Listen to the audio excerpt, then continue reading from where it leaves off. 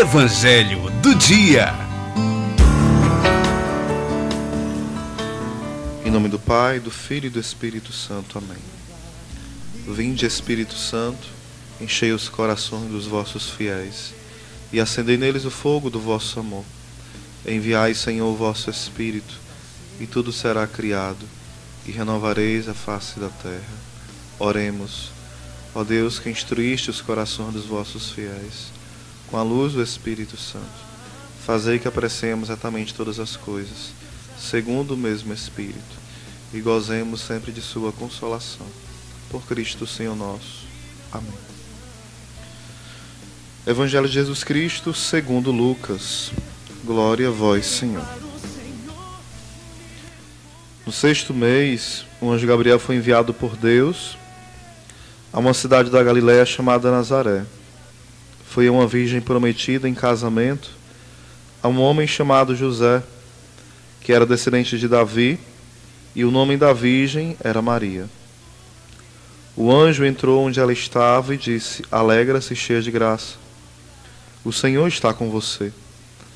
Ouvindo isso, Maria ficou preocupada e perguntava a si mesma o que a saudação queria dizer. O anjo disse: Não tenha medo, Maria, porque você encontrou graça diante de Deus. Eis que você vai ficar grávida, terá um filho e dará a ele o nome de Jesus. Ele será grande e será chamado Filho do Altíssimo, e o Senhor dará a ele o trono de seu pai Davi. E ele reinará para sempre sobre os descendentes de Jacó, e o seu reino não terá fim. Maria perguntou ao anjo: Como vai acontecer isso, se não vivo com nenhum homem? O anjo respondeu: O Espírito Santo virá sobre você, e a força do Altíssimo a cobrirá com sua sombra. Por isso o santo que vai nascer de você será chamado Filho de Deus. Olhe a sua parente Isabel. Apesar da sua velhice, ela concebeu um filho. Aquela que era considerada estéril já faz 6 meses que está grávida. Para Deus, nada é impossível. Maria disse: Eis a escrava do Senhor. Faça-se em mim segundo a tua palavra. E o anjo a deixou. Palavra da salvação. Glória a vós, Senhor. Irmãos e irmãs, essa palavra que é muito conhecida para nós, porém muito profunda, sempre. Tem até um livro que a Amy escreveu, Filho de Deus, Menino Meu. E ela fala o seguinte, que essa passagem da Anunciação, que ela vai meditando um pouco sobre a infância de Jesus, sobre a vida de Maria, e essa parte ela fala assim: nessa parte eu vou silenciar, porque ela é tão profunda que não dá para escrever ou explicar sobre ela. Então ela silencia. E ela diz que deixa que o próprio Deus fale ao nosso coração sobre o anúncio do anjo. E de fato, os santos padres, de modo especial São Bernardo e Bento XVI, relembrando isso, afirma que no momento do anúncio e após o anúncio, a expectativa, o céu suspirava e o céu tossia para ouvir aquele sim, e havia uma grande expectativa, desejando ouvir aquele sim de Maria. Aquele eis aqui, a escrava do Senhor. O céu todo esperava, o universo inteiro. Então é uma forma poética de falar que não é algo, um detalhe o sim de Maria. Maria coopera, ou seja, opera com, colabora com, ou seja, trabalha junto com Jesus na salvação mais que qualquer outra pessoa. Se você não sabe, todos nós cooperamos no mistério da salvação, como fala São Paulo. Eu completo na minha carne o que faltou no sofrimento de Cristo. E faltou alguma coisa? Não. Só que aí que entra o mistério do corpo de Cristo. Não faltou porque o corpo de Cristo é a igreja também. Então a igreja vai sofrendo também as dores. E isso é eficaz, porque o nosso corpo é um com Cristo. Não da forma que Jesus é com o Pai, claro, de uma outra forma. Então, mas em Maria há um mistério maior, porque em Maria não houve a barreira do pecado. Então ela coopera de forma única. Porque todos os outros grandes homens de Deus, Elias, Moisés, Abraão, o grande pai da fé, todos os santos, mártires, apóstolos, todos os grandes homens e mulheres de Deus, reis, patriarcas, profetas, apóstolos, discípulos, santos, doutores da igreja, todos foram pecadores. Todos foram pecadores. Porém, em Maria não há barreira do pecado para cooperar com a graça de Deus. Por isso Maria coopera de forma única, ímpar, no mistério da salvação. Isso é indiscutível. Entrando no evangelho de hoje, o contexto, no 6º mês. Que 6º mês? O 6º mês da gravidez de Isabel. Por isso que começa no 6º mês. O 6º mês da gravidez de Isabel. Porque aqui é logo depois do relato do anjo a Zacarias. Só que Zacarias duvida. E é diferente. Então acontece que Gabriel aparece também para quem? Para Zacarias, que era sacerdote do templo, para anunciar o nascimento de João Batista, que seria o nascimento natural. Embora Zacarias fosse estéril, e também Isabel, e já velhos, idosos. E vai falar que no 6º mês da gravidez, no caso de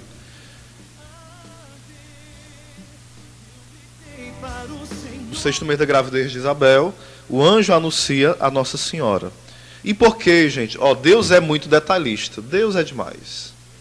Por que no 6º mês? Por que não foi no 5º, no 4º? Porque exatamente existia em 1 Samuel 6, versículo 23. Leia 1 Samuel capítulo 6 todinho. Uma profecia, uma passagem que remete ao Messias e a Nossa Senhora. E a esse encontro de Maria com Isabel. Osésio, explique melhor. Aqui vai falando que Maria Santíssima, Nossa Senhora, passou somente 3 meses na casa de Isabel. Somente 3 meses. Já fazia 6 meses que a Isabel estava grávida. E quando ela teve o filho, Nossa Senhora passou quanto tempo? Na casa de Isabel, 3 meses. Aí em 1 Samuel 6 vai falar que a arca passou 3 meses na casa de Davi. Para mostrar o quê? Que Nossa Senhora é essa nova arca da aliança. O que prova mais isso? Nossa Senhora se encontra com Isabel e a criança estremece no seu ventre. E o que acontece? Quando Davi, na presença da arca, faz o que? Ele dança diante da arca. O que João Batista fez diante da arca? No grego lá fala que ele dançou. E dançou nu. Porque ele estava no ventre de Isabel, estava nu. E Davi dançou como diante da arca? Dançou nu. Mostrando que Maria Santíssima é a nova arca da aliança. E o que foi que Davi falou? O que devo, como eu posso ter a honra de receber a arca do Senhor na minha casa, no meu átrio? O que Isabel fala? Aqui devo a honra que venha me visitar a mãe do meu Senhor. Ou seja, é uma prefiguração da presença de Nossa Senhora. Então, por isso que é muito claro, no 6º mês. No 6º mês. Olha só, gente, só uma palavra dessa dá para dar uma pregação todinha. No 6º mês. Continuando. O anjo Gabriel foi enviado por Deus a uma cidade da Galiléia chamada Nazaré. Quem foi enviado? O anjo. Então, tudo aquilo que o anjo falou é voz de Deus. Anjo é mensageiro. Anjo não fala por si mesmo, algo da cabeça dele. É o que Deus mandou. Então, quando o anjo elogia Nossa Senhora, quem elogia, quem é? O próprio Deus. Tem que ficar muito claro isso. Às vezes isso passa despercebido. Olha, que honra um anjo. Não, não só um anjo. O próprio Deus elogia pela boca do anjo a Virgem Santíssima.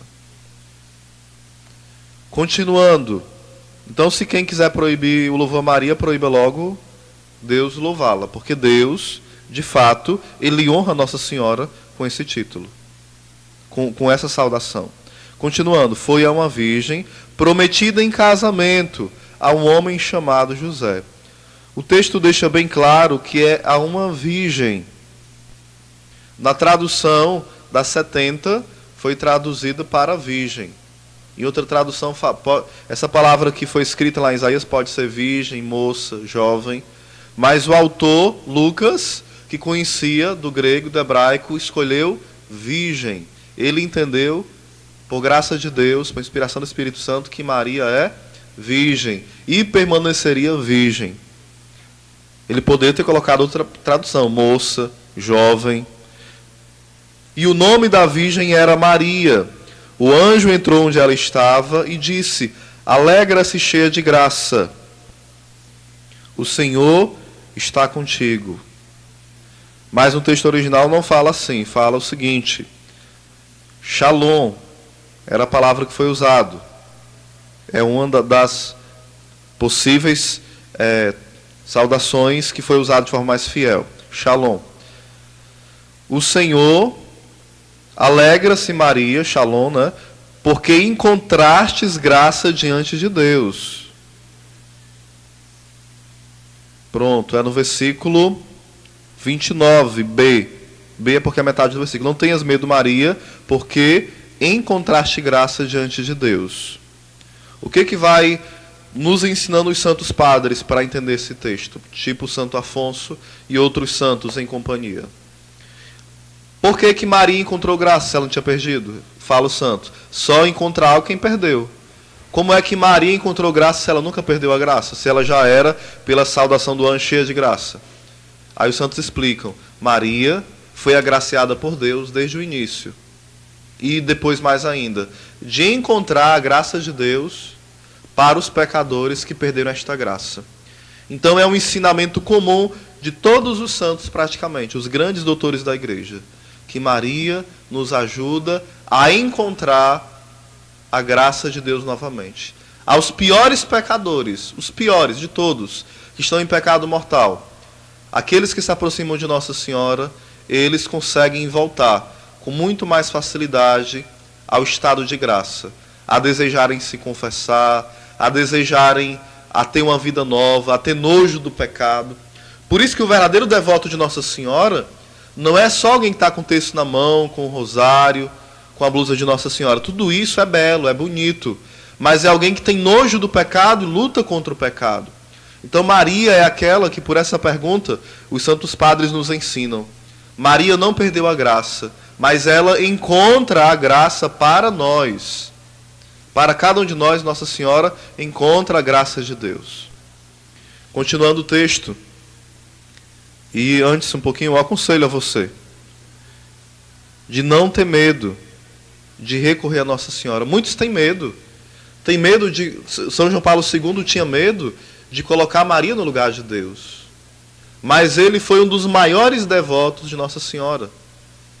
Mas o grande segredo de João Paulo II, da sua santidade enorme, de aguentar o sofrimento, foi a devoção a Nossa Senhora. É tanto que ele escreveu o Rosário da Virgem Maria, escreveu a Mãe do Redentor, ou seja, duas encíclicas, exortações lindas sobre Nossa Senhora, Maria, Mãe do Redentor, e Rosário da Virgem Maria, belíssimo. Toda uma teologia mariana, mostrando que o rosário é Cristo que é o centro do rosário, é Cristo que é o centro da intimidade com Nossa Senhora, ou seja, quanto mais íntimo de Cristo, mais íntimo de Nossa Senhora, quanto mais íntimo de Nossa Senhora, mais íntimo de Cristo. Como fala São Padre Pio, é mais fácil separar a luz do sol do que separar Nossa Senhora de Jesus. É mais fácil você tirar a luz que está irradiando no sol do que tirar a presença de Maria na vida de Jesus ou vice-versa. Então é preciso ouvir o que os santos nos ensinam, porque esse é um caminho seguro, é um caminho de felicidade.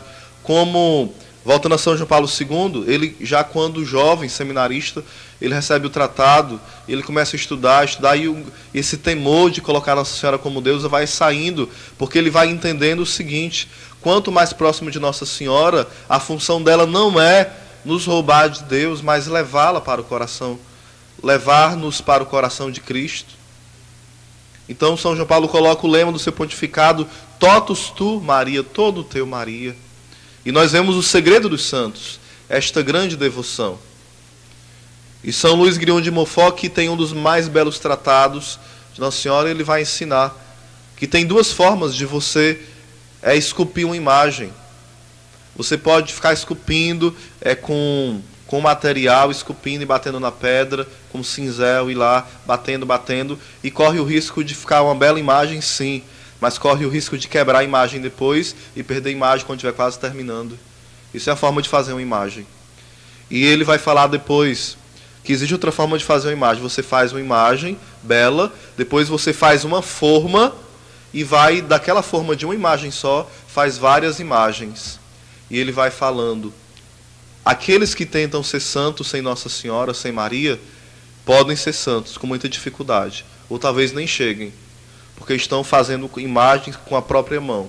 Vão batendo, corre o risco de se quebrar todinho e se perder. Mas aqueles que entram na forma do coração imaculado de Maria, esses, sem dúvidas, vão ser santos. Tem um outro santo que ele visualiza também, duas escadas. Uma escada que sobe, uma pessoa vai sangrando com dificuldade, subindo para o céu, uma escada vermelha, e com dificuldade chega no céu, com muita dificuldade, e outros caem e não conseguem chegar. E outra, na visualização, existe uma escada branca, onde as pessoas com mais facilidade, mesmo sendo difícil, mas com mais facilidade, vão entrando no céu, e Nossa Senhora os recebe junto com São Francisco. E o entendimento da visão era o seguinte: que a vida de intimidade com Nossa Senhora e com os santos nos ajudam a sermos santos de forma mais eficazes. E aqueles que são orgulhosos e querem trilhar o caminho sozinho, podem até se salvar, mas podem muito mais facilmente se perder. Então esse caminho seguro, Santo Agostinho fala, lá no século IV, para não dizer que é uma coisa de agora, não. No século IV, Santo Agostinho já fala: Maria é a forma Dei, a forma de Deus. Ou seja, se você quer se parecer mais com Deus, olhe para Nossa Senhora, porque a mulher mais parecida com Deus se chama Nossa Senhora.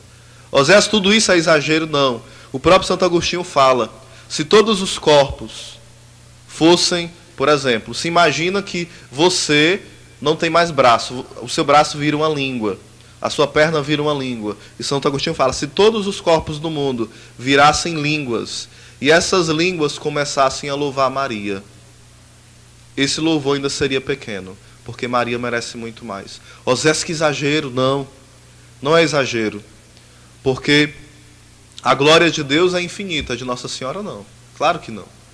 São Luís Grignon de Montfort, ele que fala sobre isso, também em Santo Afonso, ele fala o seguinte: se nós compararmos todos os santos juntos, Nossa Senhora, os anjos, o universo e a criação, diante de Deus, eles não são nada. Eles não são nada. Porém, se você comparar também, São Luís Grignon de Montfort vai falar isso também.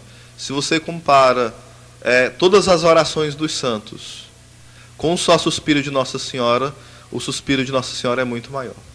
Então é algo muito belo, a devoção à Virgem Santíssima. Continuando o Evangelho, que vai sendo este caminho para nós, a centralidade do Evangelho de hoje é o quê? É Maria? Não, é Jesus. É o nascimento de Cristo que é anunciado, é o Messias que vem. Esse é o centro. Por isso a grande expectativa dos santos, dos anjos, quando esperavam o sim de Maria, era a expectativa do Messias. E é interessante, se você não sabe, um grande segredo. Quanto maior a confiança que Deus dá a alguém, e o cargo e o ministério, por exemplo, se Deus dá a graça a alguém de ser padre, isso é fé da igreja, isso é doutrina. Deus dá, junto com a missão, as graças necessárias para a missão. Se Deus chama alguém a ser bispo, é claro que ele vai dar graças necessárias para ser um bispo. Se ele chama alguém a ser papa, que é muito mais exigente ainda, ele vai dar as graças necessárias para ele viver o estado da missão dele de papa. Vocês estão entendendo? Se Deus chama alguém a ser casado, ele vai dar todas as graças para a pessoa ser um bom esposo, uma boa esposa. Então não tem desculpa. Quando Deus chama, Deus capacita. Então qual foi o maior chamado que houve na humanidade? O maior chamado de todos. Foi o de Moisés?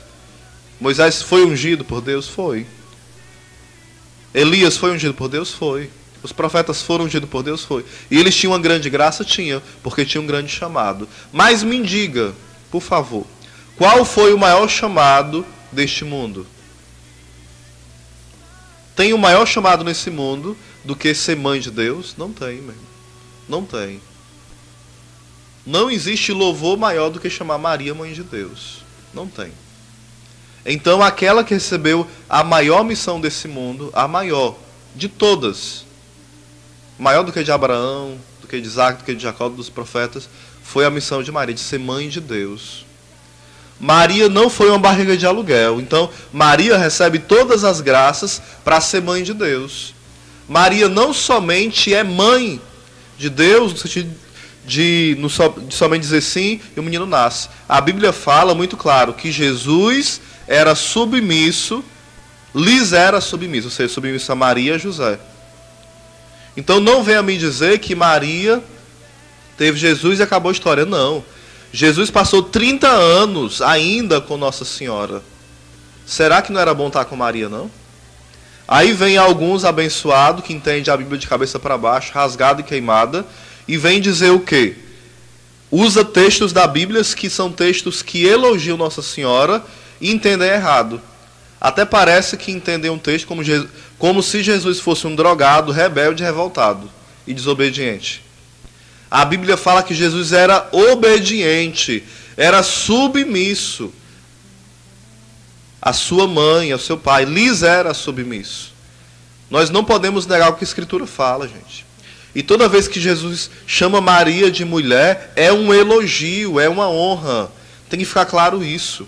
É burrice entender de outro jeito. Burrice mesmo. Infelizmente, aqueles que se colocam contra Nossa Senhora, eu estou falando aqueles que se colocam mesmo, não é alguém que não compreendeu a fé ainda direito, ou entende alguns dogmas errados, ou acha exagerado algumas coisas, não. Eu estou falando de quem se coloca a pregar contra Nossa Senhora. Eles se colocam a favor do exército de Satanás, a favor, em marcha contra o exército de Cristo. E eu pergunto, qual o exército que você quer? Lá em Cântico dos Cânticos, também tem uma prefiguração de Nossa Senhora. Quem é essa que avança como a aurora, temível como o exército em ordem de batalha? O que precede o sol? A aurora. Antes de nascer o sol tem o quê? A aurora. Anunciando o sol que vem. Primeiro veio quem antes de vir Jesus? Nossa Senhora, que é a aurora. Depois quem é que vem? Jesus, que é o sol desta aurora. Então isso é muito belo, que Nossa Senhora é esta que avança como exército em ordem de batalha. Que hoje nós possamos pedir ao Senhor essa graça da intimidade com o Senhor, da intimidade com a sua mãe, porque como fala uma grande oração muito bela, Senhor, ensina-nos a amar Maria como tu amas. Você acha que é idolatria amar Maria como Jesus ama? Nunca vai chegar a esse ponto. E também, Maria, ensina-me a amar Jesus como tu amas. Essa é a meta do cristão. Amar Jesus como Maria ama e amar Maria como Jesus a ama. Alegra-te, Virgem Maria, bem-aventurada tu és.